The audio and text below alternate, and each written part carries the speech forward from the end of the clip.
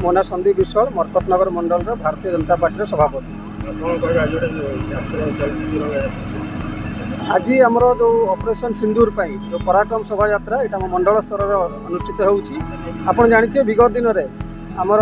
भारतीय सेना जो बहादुरी सहित पाकिस्तान को ध्वंस विध्वस्त कर जानते पहलगाम जो जिनस है